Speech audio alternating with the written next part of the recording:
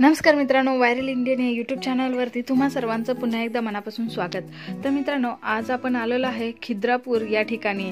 खिद्रापूर म्हटलं तर आपल्याला सगळ्यांनाच माहिती आहे, इथे आहे हे कोपेश्वर मंदिर।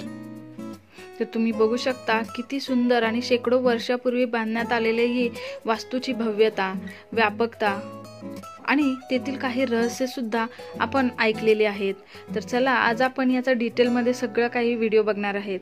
पहिला आपण म्हणजे सगळं बाहेरून फिरून घेऊ, त्यानंतर आपण गाभाऱ्यात जाऊ। हे खूप प्राचीन, पुरातन आणि स्थापत्यकलेचा एक अद्भुत नमुना आहे। जो तुम्ही बघितलं तर याची कलाकुसर ही किती छान आणि सुरेख अशी आहे, तुम्ही बघू शकता। हे जवळपास मंदिर 900 वर्षापूर्वी बांधलेलं आहे असं सांगण्यात येतं।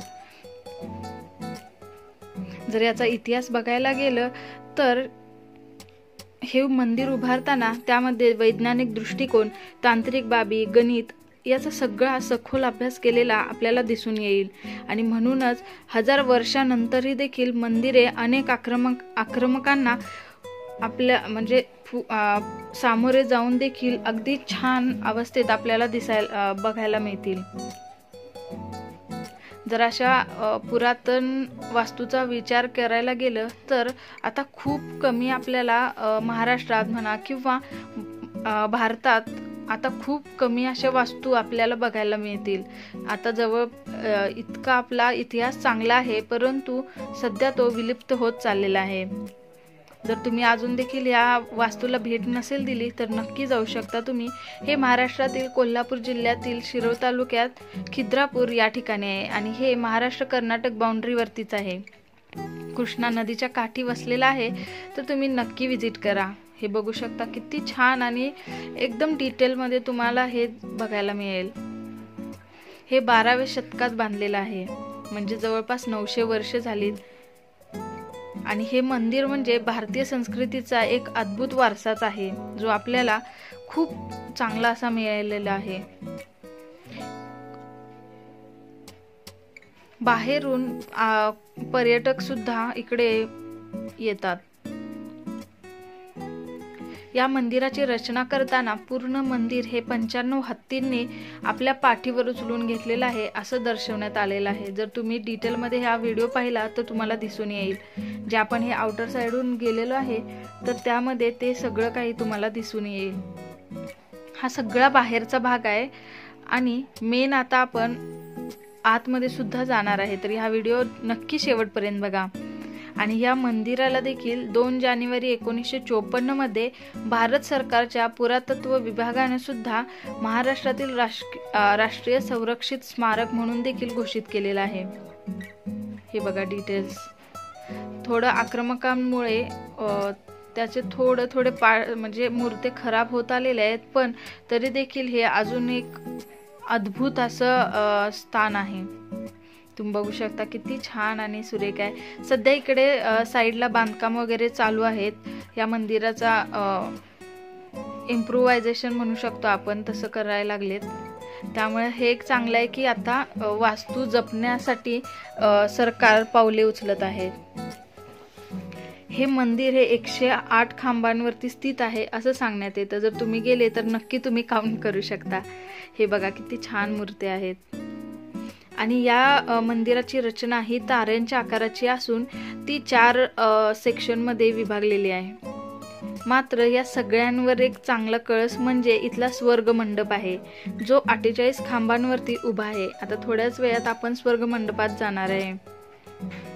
आणि हा तंत्रज्ञानाचा एक आविष्कारच म्हटलं तरी चालेल, कारण प्रत्येक खांब हा आपल्या आकारात वेगळ्या पद्धतीनं सजवलेला आहे। त्यामध्ये गोलाकार, चौकोनी, षटकोन, अष्टकोन असे सगळेच आकार आपण प्रत्येक खांबात बघू शकतो।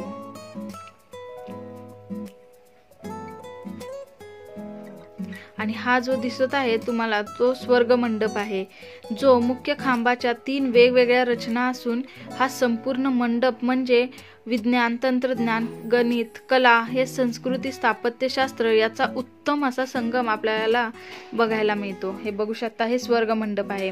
आतमध्ये आपण नक्कीच जाणार आहे। आता आपण एंट्री बघू। तर हे सुरुवात आहे गावातून। जेव्हा तुम्ही एंट्री करता हे त्याचं मुख्य प्रवेशद्वार आहे।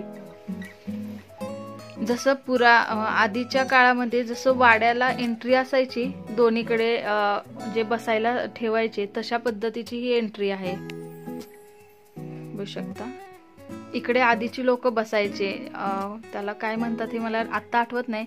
जर तुम्हाला माहिती असेल तर नक्की कमेंटमध्ये सांगा. तर जसं तुम्ही एंट्री कराल हे समोरच तुम्हाला दिसेल.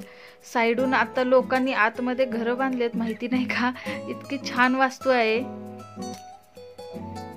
त्याचा आता हे म्हणजे काम चालू आहे इकडे, बघू शकता कडेने. तर चला आता आपण आतमध्ये जाणार आहे स्वर्ग मंडपात. तर हे आहे ते 48 जे खांबांवरती स्थित आहे ते स्वर्ग मंडप. हे बघू शकता. आतमध्ये खूप गर्दी असते, मोस्टली वीकेंडला तर असतेच गर्दी. हे बघा ना, किती छान काम आहे, सुरेख असं. तुम्हाला सगळे डिटेल्स इकडे बघायला मिळतील. जर तुम्ही इतिहास प्रेमी असाल तर तुम्हाला हे नक्की आवडेल. हे तर तुम्ही नक्की व्हिजिट करा.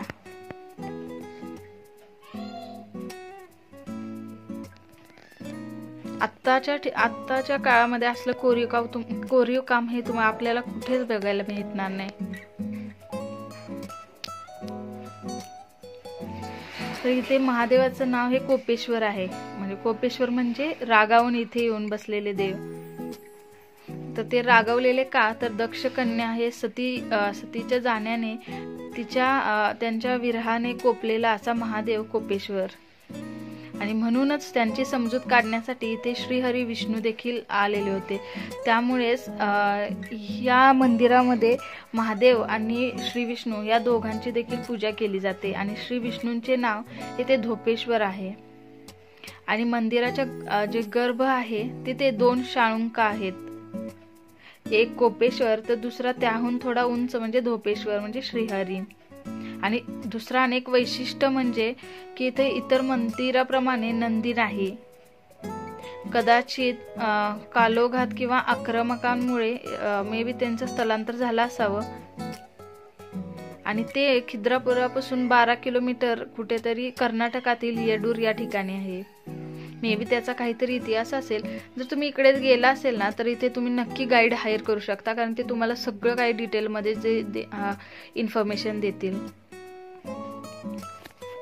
हे बघा ना, किती छान. म्हणजे कसं बांधलं असेल हा आपल्याला प्रश्नच पडतो की म्हणजे तेव्हाचे जे बांधणारे लोक कारागीर होते त्यांना कसं जमलं, हा खूप मोठा प्रश्न आहे ऍक्च्युली.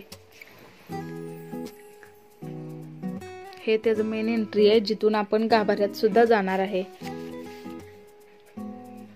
हे बघा, पायरींवरती काय लिहिलंय हे तुम्ही कमेंट मध्ये सांगा जर तुम्ही रीड केलं असेल तर.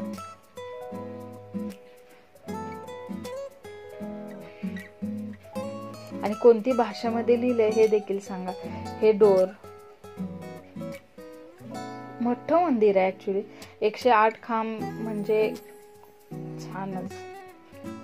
ऍक्च्युली गाभाऱ्याच्या इथे थोडा अंधार असल्यामुळं इथे बसायला खूप छान आणि शांत वाटतं.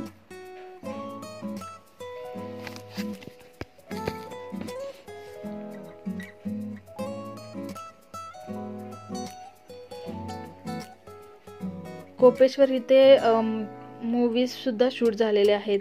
कट्यार काळजात घुसली यामध्ये ह्या मूवीज सुद्धा शूटिंग झालेले आहे. आणि जर ते तुम्ही मगाशी पाहिले स्वर्ग मंडप, हा जो मुख्य मंडप आता हा दिसतोय, इथून हा विलग झालेला आहे. आणि अंतराळ आणि गर्भगृह हा मंदिराचा म्हणजे किती छान असे त्याची रचना आहे बघा. हे आता आपण गाभाऱ्यात जाणार होतो, पण ऍक्च्युली गाभाऱ्यामध्ये मोबाईल अलाउड नाही आहे, त्याच्यामुळे त्याची क्लिप नाही घेतली.